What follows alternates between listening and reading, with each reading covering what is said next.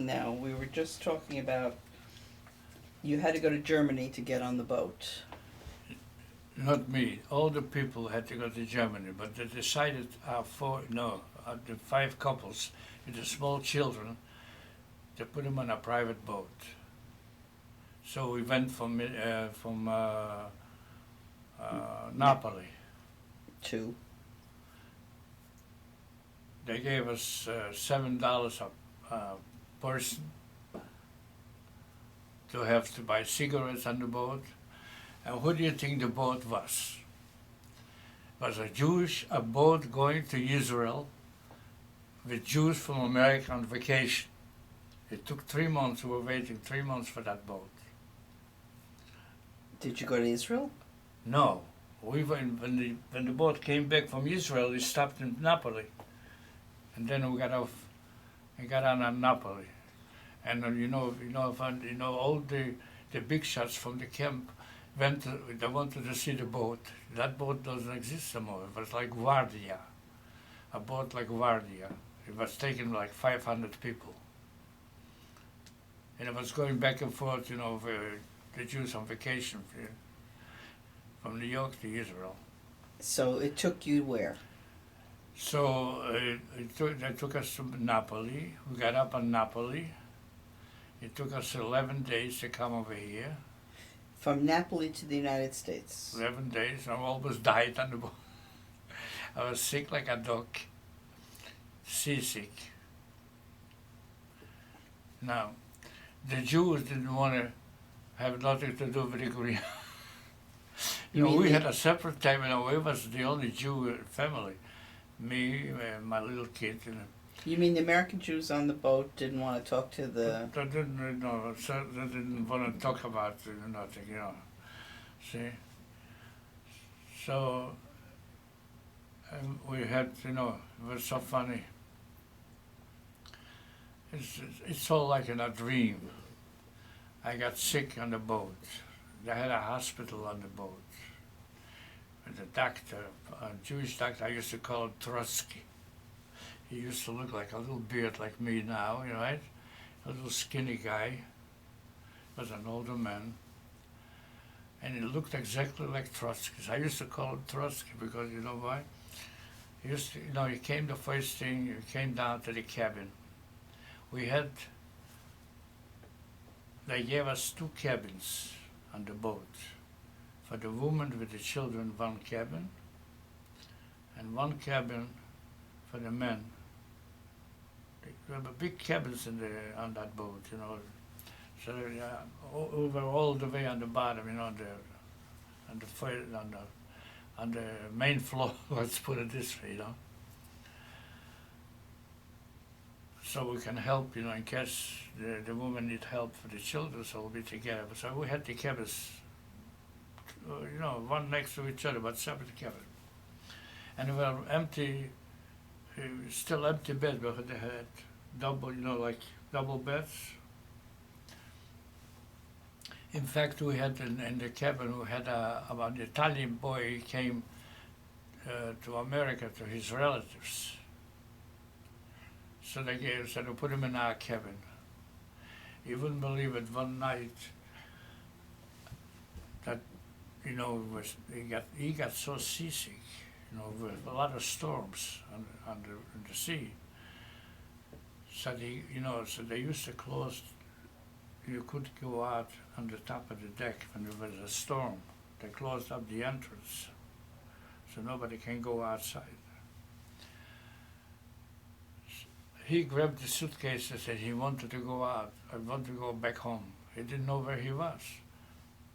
So when he came over here they interviewed him and they sent him back because he was not normal. He became, they wouldn't accept him in America. So I was sick like a dog, from seasick. So I used to call, the doctor. First thing you called him, he gives you an aspirin. My wife says to him, can't you give him some medicine or something? He says, you greenhorn, you know about medicine? What do you know about this? You know something about penicillin? He thought nobody knows about penicillin or nothing. Like dummies who came in from the other side. And you wouldn't believe it, you know. So my wife says to him, you know something, if I went out from Italy, I had about $50. They gave me $21 for each person, $7 to on the boat to buy a newspaper, cigarettes, you know. And I had accumulated because I was working already as a dental mechanic in camp. We had a doctor, an Italian doctor. We had people used to come from different camps and treat them and make them teeth. So we used to get every day like 50 people from different, you know, Polacks, different countries. People came from all different camps to fix them the teeth. So I was working. I was making 4,000 liras a month. And you know what 4,000 liras is like? Maybe $3. So I accumulated. So I had a couple, you know, maybe 20, 27, $8, and so I wound up with $50 on the boat. So you know, my wife says, you know, he said, you know, what do you know about medicine, this and that? She says, you know, if I have to pay, I'll pay you for it. We didn't know that, you know, on the boat you don't have to pay to see how stupid we were. We didn't know on the boat that everything is already included in the price, right? So every time he came down, he said, "Yeah, moit," you know, like they call you up to the Torah, $3 for a visit. So he sucked me out, you know, like. So I came to this country with $18. And I got off the boat. I had $18. How did you find out it should have been free? I didn't find out, but you know, I'm thinking back when you were on a boat and they had a hospital and doctors. Don't you mean to tell me Okay. that a patient, when you taking a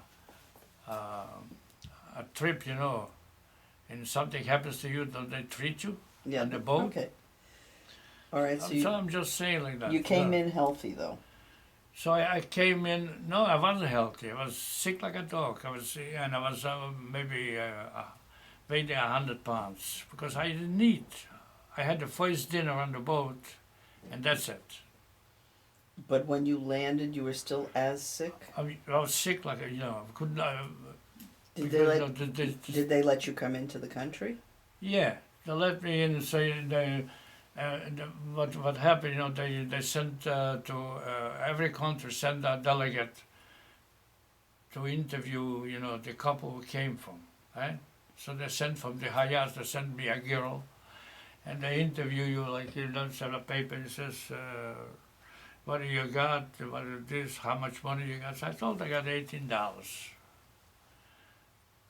Right? So after the interview, she goes out, she calls a taxi. She says to him, he's got money, take him to the Hayas and he's going to pay you. See? It cost 60 cents. I gave the guy $1. But I had to pay him because I told him I got $18. People came over here with millions of dollars. You mean Jews. They Really? came over here with rich. They made money after the war in Germany like crazy, and they collected from the Hayas, from the Jewish agency, you know, over here like crazy. They used to laugh at me because I'm stupid. You tell them the truth. You're stupid. See? Now this is not the end of it, right? They took me to the Hayat. Now, I'm sick in the Hayats like a dog. I wouldn't believe it. They thought I'm making up special. That I want something from them, right? Now, I'm sitting in the Hayats, you know, we had it in New York. I don't know if you're familiar, they had a hotel? Lafayette. Lafayette, they had a big house. It's like a Rothschild house also. With a synagogue inside. We used to go, it was nice, you know, in the morning. There was a paper there, the forward was there, you took a paper, you had breakfast, you got for lunch.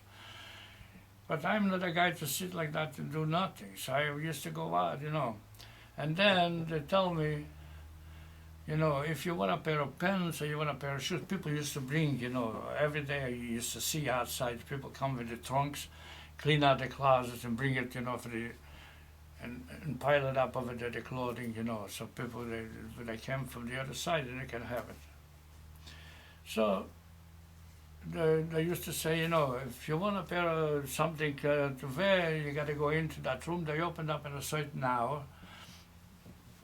Clothing was so high up, they didn't have where to put it already.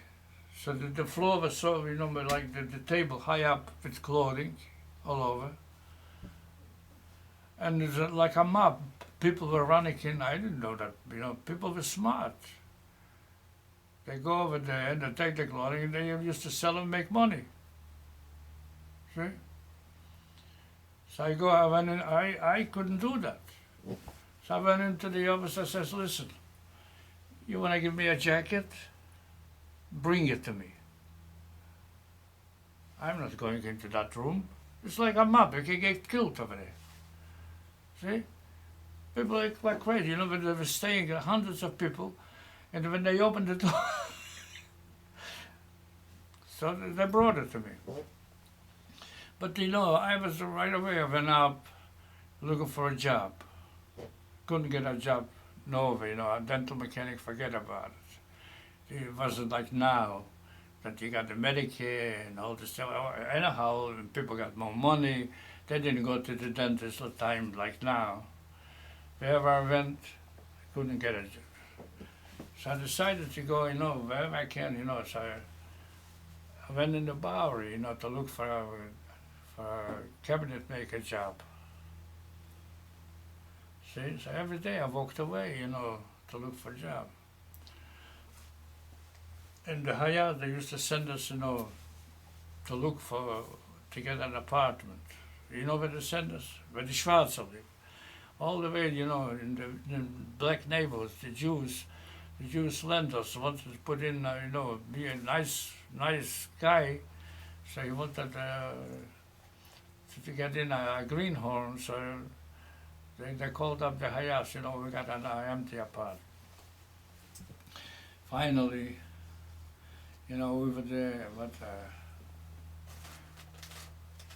a month in the Hayas, and somebody recommended us an apartment in Brooklyn on Avenue J, in the Midford section. You know Brooklyn?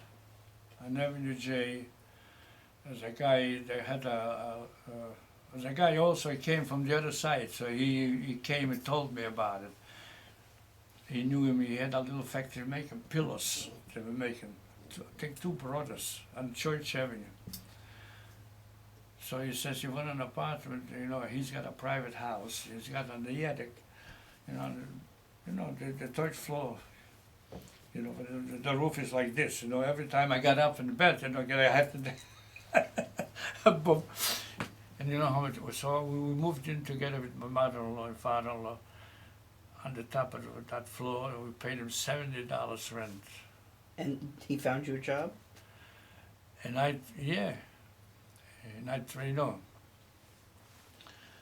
this is 1950. This is, we came in 1950, the end of the month, this is already 1951. And how long did you live in this place in Brooklyn? We lived, I think, a year. I lived a year in Brooklyn. It's at night, when I lived over there, I came home, I got a job for 90 cents an hour. I used to go over there in the Bowery and ask for a job. So the guy keeps telling me, maybe next week, the Bowery used to be all cabinet makers making fixtures for stores and bars, the whole Bowery was all cabinet making. So one day I'm coming into that place, but he offered me, he says he's going to give me a job. And that time, they didn't have no sprayers. A guy used to stay and you know, with a brush like a painter, and you know, polish up the cabinets, you know, all by hand. And I was talking to the guy. A guy comes down. He was working for another guy, and he comes down, and this boss offered him a better job with more pay, so he quit the job over there by the other boss, and he came down, and just when I was over there, it's like a, you know, like a miracle. So he says to me, you know, my boss is busy, you know, why don't you go up to him, you know, he'll give you a job, he needs somebody. And he gives me the address, and it was on Christie Street in the bar, you know, right off the Lancer Street. But it's right, yeah, right off the Lancer Street. So I'm going up there, and he says, well, you know, an old man, Nathan, his name was Nathan, 75 years old. And he says, well, I don't know, this, and I said, you know something, I'll work you 1 week for free. And if you don't like me, okay. So he agreed, for free he agreed. So I worked for him for Friday. He had a little office in that shop that he had. He had a little corner closed up, and he calls me in and says, well, the only thing I can pay you is 90 cents an hour if you want to work for me. See? I said, better than nothing. So you So I stayed on the job. So I stayed there a whole year for 90 cents an hour. okay, now that's when your family was living in the attic. But it was living in the, you know, on Avenue J. Okay. Then where did you move? How long did you stay in the attic? But a year, I think a year. Where did you move next? So that's what I'm going to tell you. So, you know, at night, when I came home from work, we used to go outside after, you know, we had a little dinner, where we could scrap together. You know, we went outside, and, you know, the greenhorns, was a lot of people coming from different places, living in, you know, in the Midwood section. So at night, I walked around, you know, walking like in Europe. We used to walk after, you know, after work. And talking, and I hear, you know, people saying this and that, and here and there, and what's going on here, what's going on there. One Sunday I'm walking down. Now these were survivors. Yeah, all survivors, yeah. Once, you know, one Sunday I'm walking down and I see a guy walking by my house. And he lived on Ocean Avenue. I says, how did you get an apartment? And I used to walk around every day looking for an apartment, Mm-hmm. and I couldn't find an apartment. There was no apartment to get, you know, everything was occupied. He says, you want an apartment? You got $400 under the table? I'll talk to my landlord. He'll give you an apartment. He wasn't talking to the landlord, he was talking to the manager. Okay. See? So I had already saved up $400. Because I was a guy, I don't spend the money like, you know, I like to keep it for the next day. So I saved up, you know, I used to, I had 10 cents, I go in the bank, I put a deposit, wouldn't believe it, a quarter a deposit, and save it up.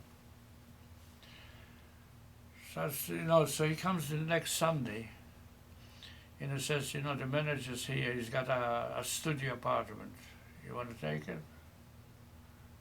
Come with me and I'll show it, you know, he'll show it to you. On Ocean Avenue, between J and K. It was big houses, it was two brothers, they had a lot of buildings. And the manager was a son-in-law from one of the brothers. He was managing the house, was a lawyer. And they didn't even know that he was taking money under the table. He was making a fortune. And then the funny thing, later on, they found out. And you know, I know what happened was a big scandal came when we came out with them. You know, the tenants sued them, and they didn't even know that they know that they sued the landlord. Oh. So did you take the apartment? So I took that apartment. He painted for me.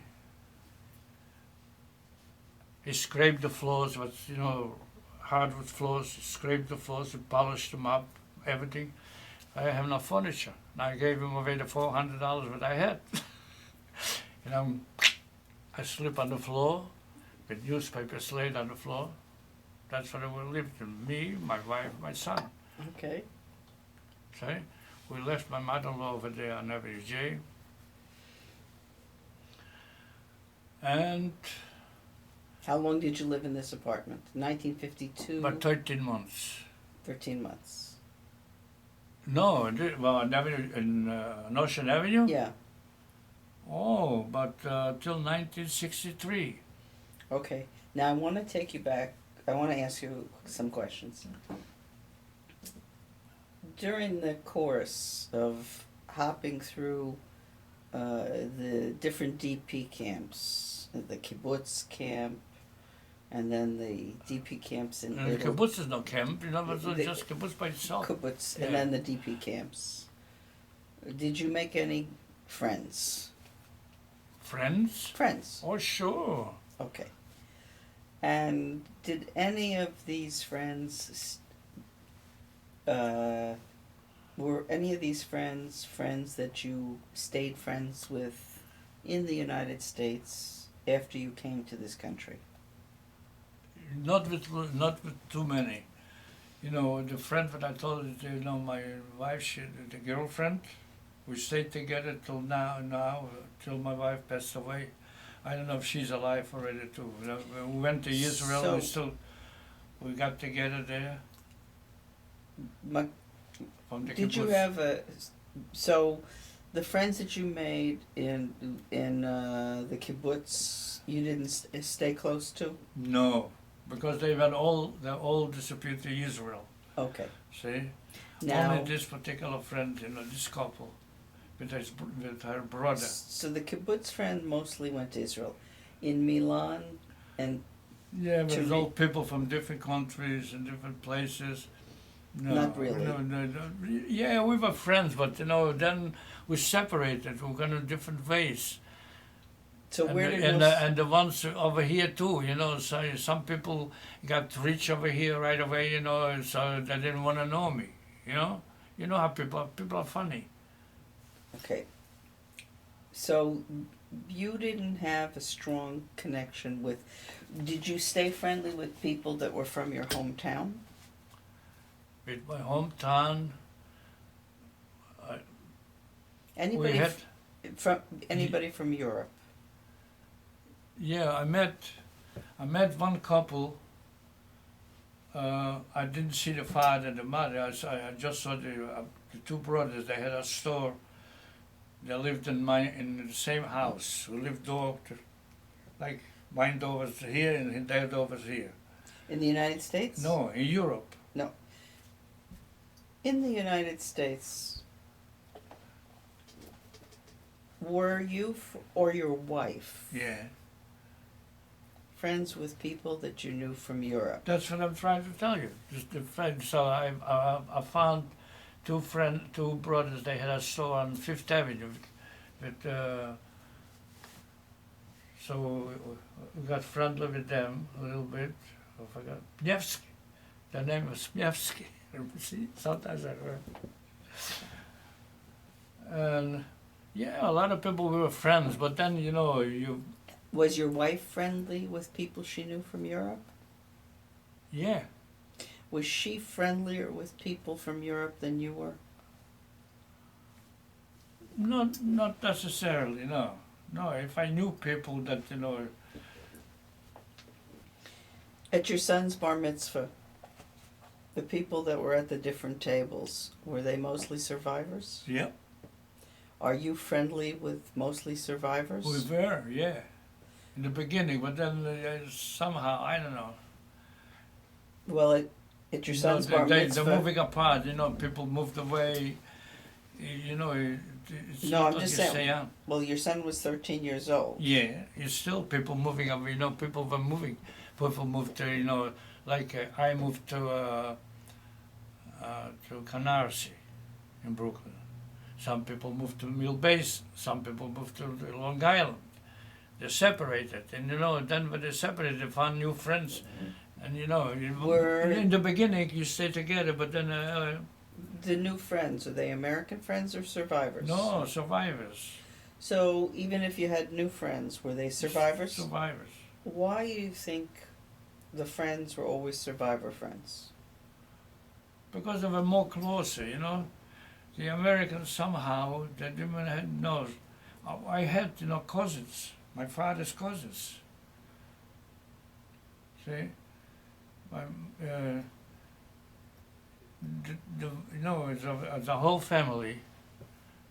See, I'll give you an example. I had one cousin used to come to my house, you know, my father's cousin used to come to me, and you know, sometimes he bring me something, a present, you know. And all the time we stayed together. I even went to his daughter's, when we came to America, to his daughter's wedding. And the second wedding, the next daughter got married. And his sister was richer. See, he was a working guy. He was a tailor, working in a factory. She was close to me. The other one, the sister, she was a big boss. Her husband had a factory.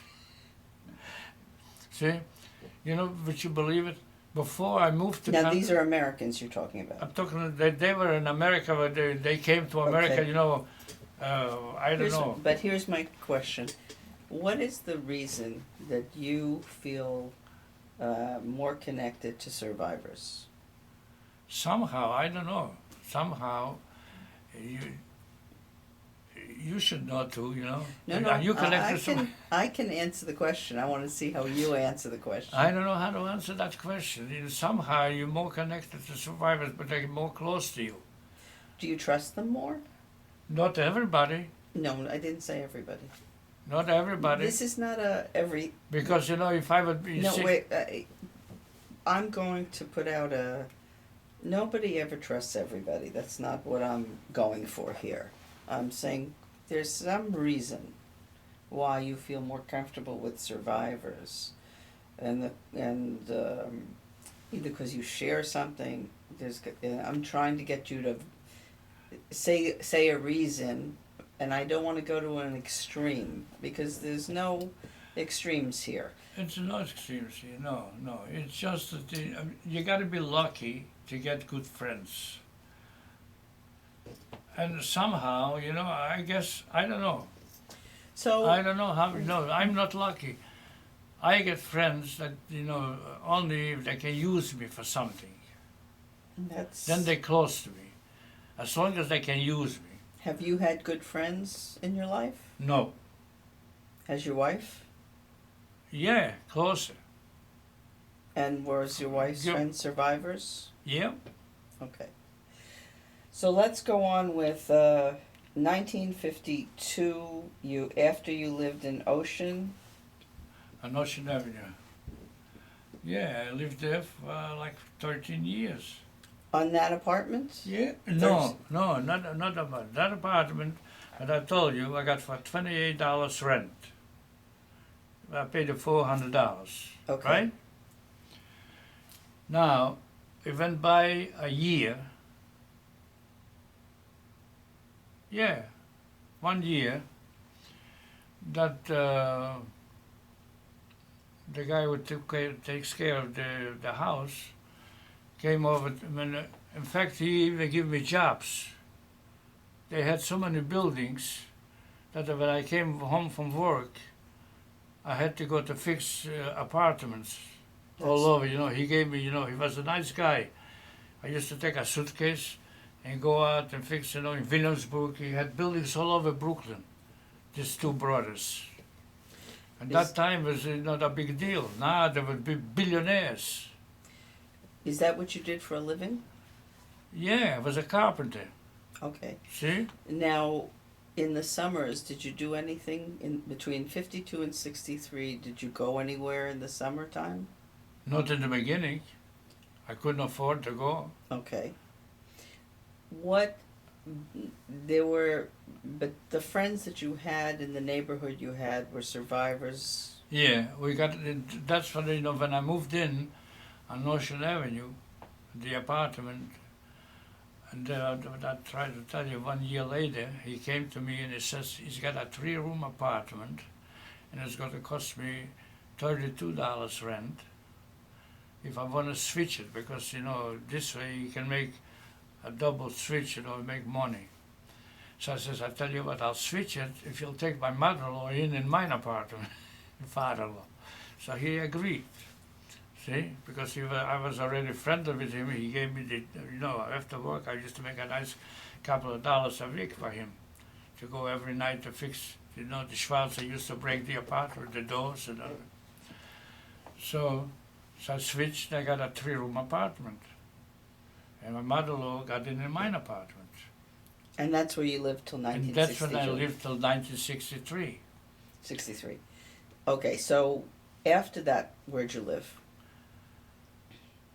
After that, you know the time they were starting building Canarsie, Milk Basin, first Milk Basin started to build up. And I had an accident in the apartment. I fixed it up, my wife, she liked everything fancy. So every penny I had, she had to spend. She didn't think about tomorrow. She, you know, I was making $20 a week. She was buying a dress for $100. Okay, she was a nice girl. Okay. So what happened? Fixed up the apartment, beautiful, tip-top. One day I got friendly with survivors and moved into the same building. That's what I tried to tell you, you know, from Radom, that's how I got into their society. We came home on a Sunday night, and my son was doing the homework, the kids, they were sitting and doing the homework in the kitchen. And my wife says, let's go into to the neighbor, to the other survivors. They were survivors, right across on the same floor. So we had on different floors survivors over there. We got together. We went over there, we were sitting and talking. All of a sudden, we hear a scream, a fire in the house. My son opens the door, there's a fire in my house. Nobody knows where it comes from. Something from the electrical stuff or something. In 5 minutes, the apartment is gone. The fire department came and they knocked out the windows, they knocked everything out. But I was lucky that, you know, somehow the apartment was laid out and I had a closet and a little to get into the bathroom. And my bedroom was over there, you know, like separate in a little bedroom. And I put mirrors on the doors. So there's a fire somehow. The mirrors protect the fire. So my bedroom got a little damaged, but survived. But the kitchen and the living room, everything is gone. Everything was burned down. They knocked out all the windows. We were sleeping in there. So I stayed in the foyer, and then my mother took me upstairs back to my old apartment there. We stayed there for 3 months till they fixed up the apartment. How long did you live in Milk Basin? No, I didn't move to, so I wanted to buy them. So then I said I had $2,000 saved up, right? For all this time. So, and then, you know, everybody was talking, you know, buying all the greenhouses, buying houses, they're building a Milk Basin. So when, you know, I can tell you stories. It's unbelievable. You know, nobody would believe. My kids don't want to believe me. I went to Milk Basin one day on a Sunday. I bought a car. This was also funny. You know, when I lived on Avenue J, All of a sudden, one night, my mother-in-law got pain, pain in the tooth. A guy who moves in next house was a dentist, an old dentist. All of a sudden, he disappeared, and a young couple bought the practice from him with the house. The guy, a Jewish guy, came just from the army, and he was a dentist. So we go at 10 o'clock at night. We go over there. We got friends. We were friends. We got so friendly all these years. And he was our dentist. So You are going to tell me about buying a house now. No, but not before buying a house. So now, I moved already to Ocean Avenue, right? I'm living on Ocean Avenue. And I'm going regular visits to the dentist. I had trouble with my teeth. One day I'm coming into him, and he says to me, Mr. Brent, Speigel, I'm sitting on that chair. And he said, Mr. Brent, you want to buy a car? I wasn't even dreaming of a car. I didn't have no money. I said, what are you talking about? He says, I want to sell the car. My wife doesn't like it no more because he got established. It was a young couple.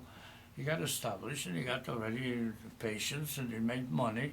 So she wanted a fancier car. She had a 1950 Dodge. So he says, I'll sell it to you for $100. I said, but I don't have $100. He says, you pay me at $5 a week. Good enough? So you have a car. So I bought a car.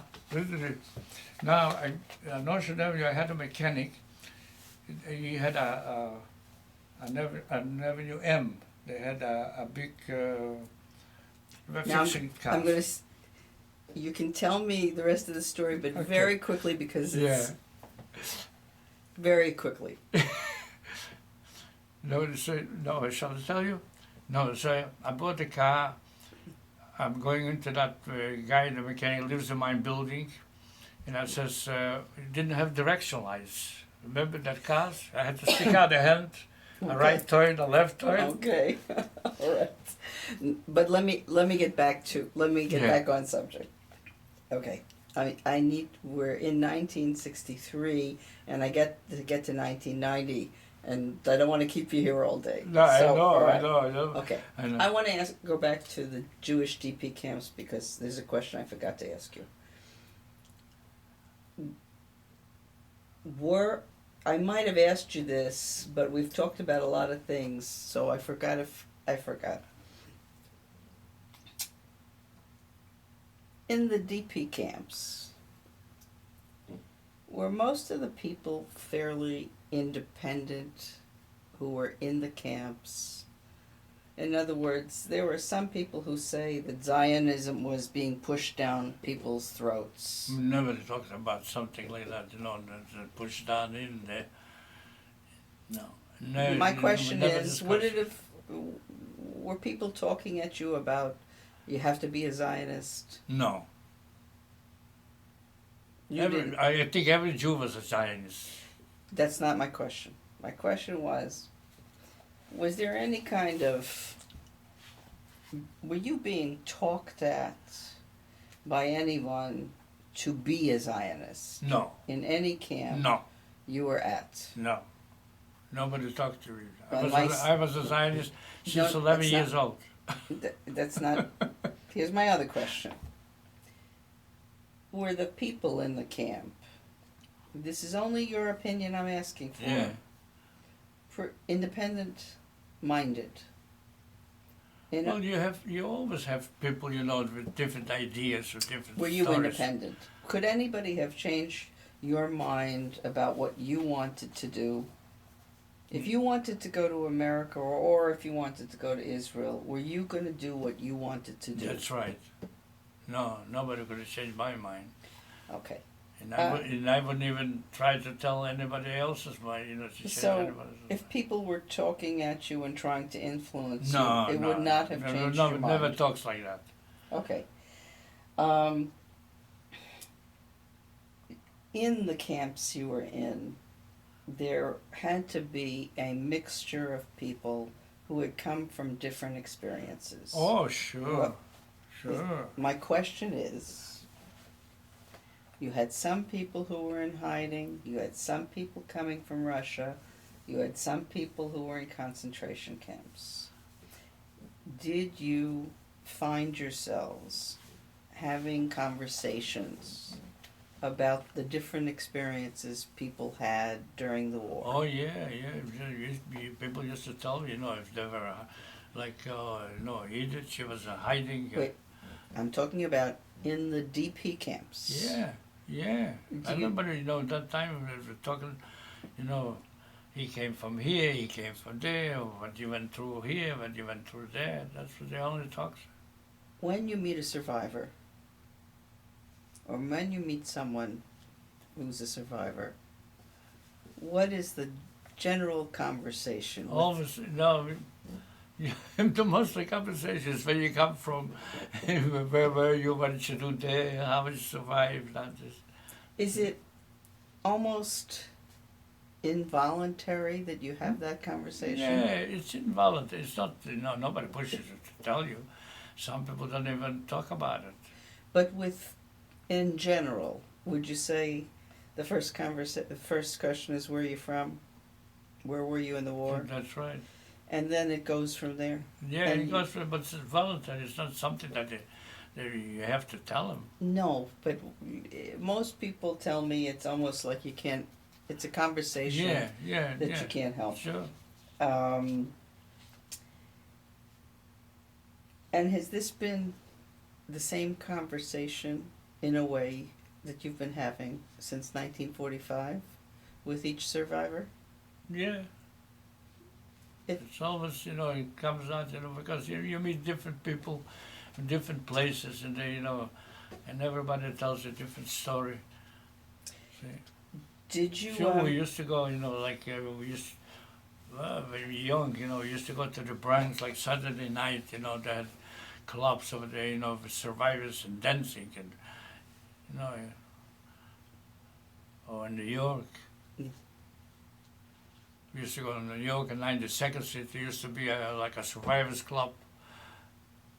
And so you'd meet new survivors. Yeah, we meet new people, from different places. And you'd ask them the same question. It's the same thing, Same. Tell you where you come from, where it is, that. Sure. So. What are you doing? So the social life.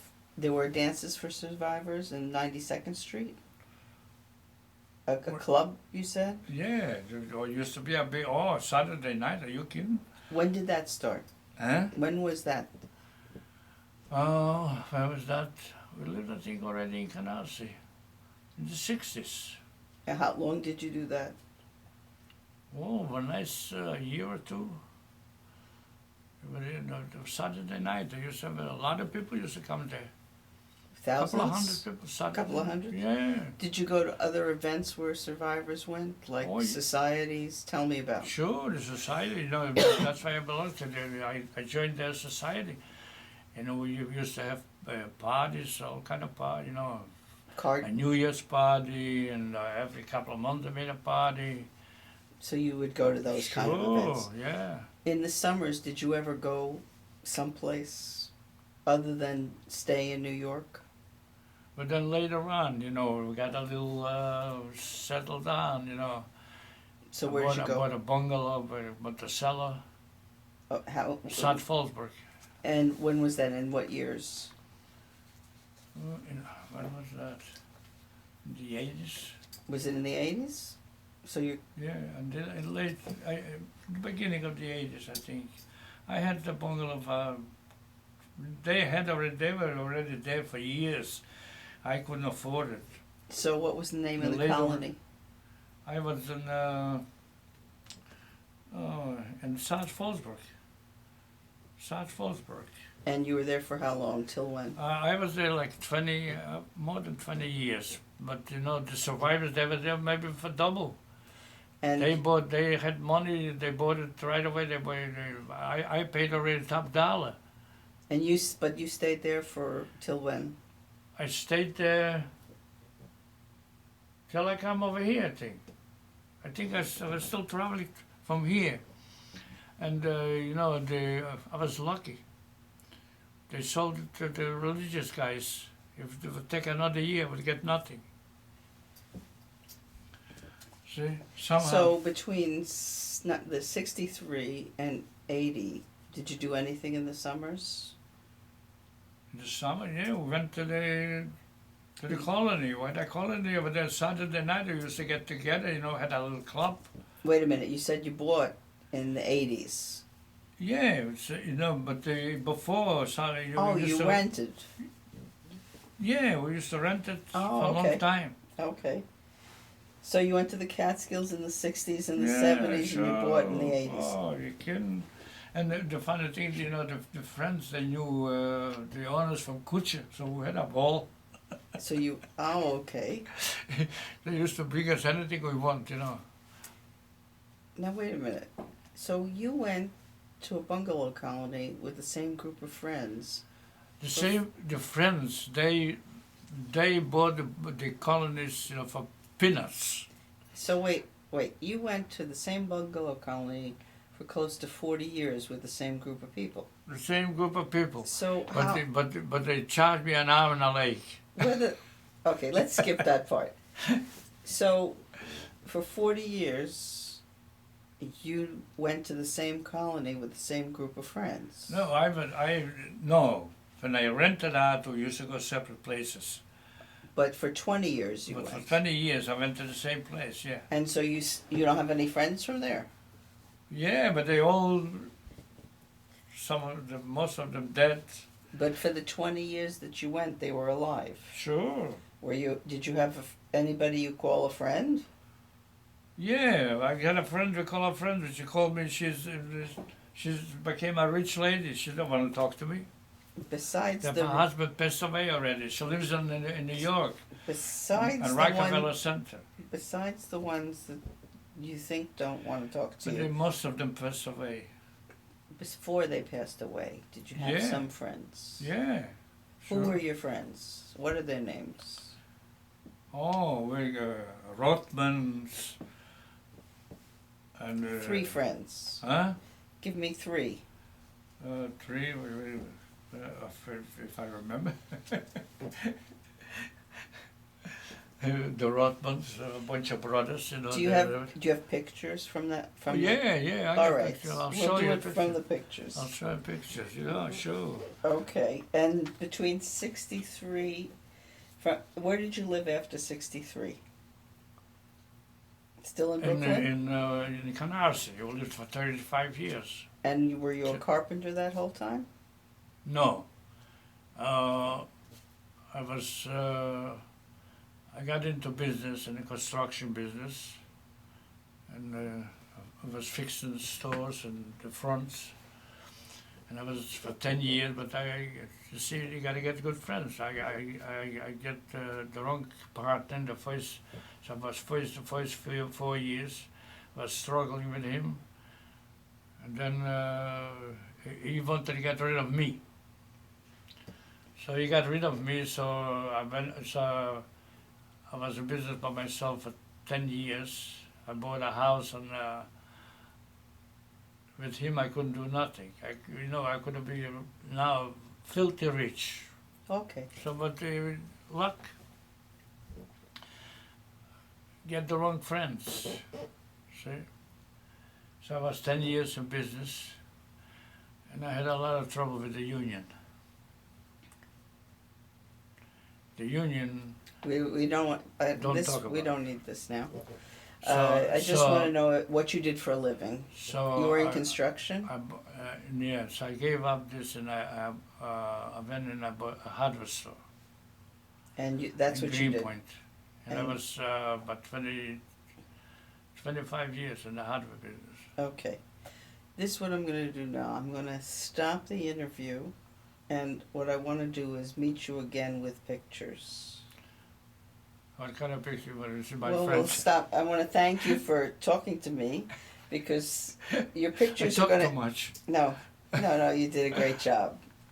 Thank you very much.